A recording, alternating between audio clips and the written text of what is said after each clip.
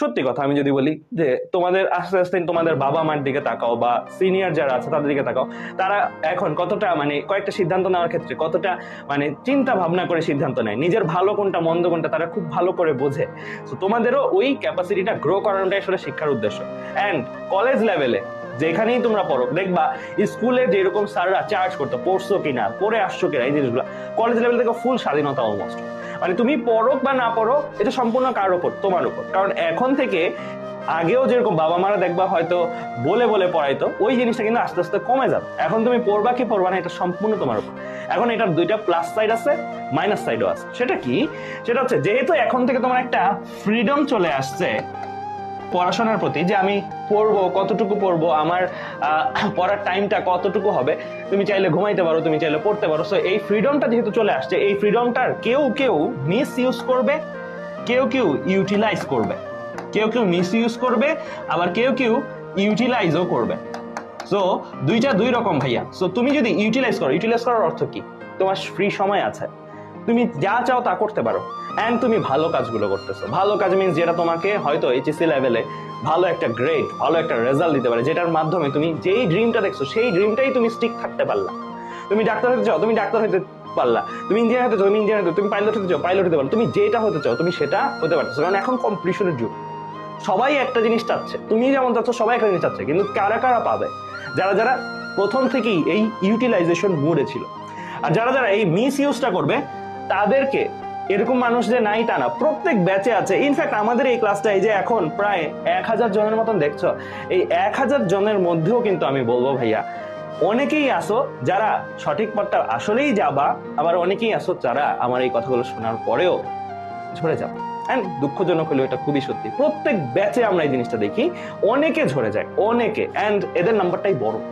And তাদের ক্ষেত্রে যেটা হয়, তারা যখন জাস্ট এইচএসসির একদম আগ মুহূর্তে আসে, ধরো এইচএসসি আর 10 দিন পরে 20 দিন পরে, তখন তারা আমাদের কাছে আসে। অ্যান্ড তাদের সাথে তখন আমাদের আবার কথা হয়। তখন তারা আমাদের কাছে যখন আসে তখন আসলে আমাদের অনেক খারাপ লাগে। কেন খারাপ লাগে? আমরা তাদেরকে কোনো প্রপার সলিউশন দিতে পারি না। কারণ এইচএসসি লাইফের পড়াশোনাটা এত বিশাল যে তোমাকে ওই শেষ সময় যদি আসো, একদম পড়া কিন্তু করায় দেয়া বা শেষ করায় দেওয়া হয় না। এটা আমরা নিজেরাও জানি, আর মন থেকেও আমরা খুব কষ্ট পাই তাদেরকে সলিউশন দেওয়ার সময়, কারণ আমরা কোনো সলিউশন দিতেই পারি না তাদেরকে। অ্যান্ড তারাও আমাদের কাছে গিলটি ফিল করে যে ইস ভাই, আপনি আগে থেকে যদি আমাদেরকে পাইতাম, আপনাদেরকে পাইতাম, আগে থেকে যদি আমি পড়াশোনা শুরু করতাম তাহলে আজকে কত ভালো হতো।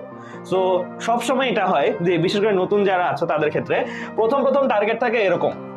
আমি দুইটা পার্সপেক্টিভে বলবো। প্রথম টার্গেট থাকে আমি বুয়েটে ফার্স্ট হব, এটা টার্গেট থাকে কারো। আমি ঢাকা মেডিকেল কলেজে ফার্স্ট হব, এটা টার্গেট থাকে। তোমাদের ব্যাচের অনেকেরই টার্গেট আছে, টার্গেটটা থাকে খুবই ভালো। কয়েকটা দিন যায়, পড়াশোনার অগ্রগতি হয় না। তারপরে হয় আচ্ছা ঠিক আছে, আমার বুয়েটে চান্স পেলেই হবে, আমার কোনো পজিশন দরকার নেই, আমার ঢাকা মেডিকেল কলেজে চান্স পেলেই হবে, কোনো পজিশন দরকার নাই। তারপরে আরো কয়েকটা দিন যায়, দেখে যে বুয়েটেও তো চান্স পাওয়াটা অনেক কঠিন, সহজ কিছু না, ঢাকা মেডিকেলেও তো চান্স পাওয়াটা সহজ কিছু না। তখন চিন্তা করে যে আচ্ছা ঠিক আছে, আমি মোটামুটি একটা ইঞ্জিনিয়ারিং ইউনিভার্সিটি হইলেই হবে, ইঞ্জিনিয়ারিং পড়তে পারলেই হবে, কোনো একটা ইউনিভার্সিটিতে, পাবলিক ইউনিভার্সিটি, কোনো একটা গভর্নমেন্ট মেডিকেল কলেজ হলেই হবে। তারপরে একটা সময় পরে টার্গেট হয়ে যায় যে আমি মানে আস্তে আস্তে মানে টার্গেটটা কমতে কমতে কমতে স্টেপে স্টেপে, একটা সময় প্রাইভেট, একটা সময় প্রাইভেটও পারতেছি না, আমার এফোর্ড করার ক্যাপাসিটি নাই, দেন আমি অন্যান্য কিছু কারিগরি। সো মোট কথা তোমার এই টার্গেটটা ডে বাই ডে কমতে থাকবে যদি তোমার পরিশ্রম না হয়। পরিশ্রম অ্যান্ড টার্গেট এই দুইটা পরস্পরের সময়, পরিশ্রম বাড়লে তোমার টার্গেটটাও কিন্তু তুমি স্টিক থাকতে পারবে। সো আমি চাই না তোমাদের কারো টার্গেট এই জায়গা থেকে একটা ড্রপও নামুক। আমি চাই তোমরা আজকে যে টার্গেটটা করতেছো, যে বড় এইম, বড় ড্রিম নিয়ে আসছো আমাদের কাছে, সেই ড্রিমটা শেষ পর্যন্ত থাকে। আজকে যে ড্রিমটা আছে, যদি 1 বছর পরেও তোমাকে জিজ্ঞেস করে সেম ড্রিমটা, তুমি বলতে পারো যে হ্যাঁ ভাইয়া আমার ড্রিম ওইটাই আছে অ্যান্ড আমি ওই লক্ষ্যেই আগাচ্ছি।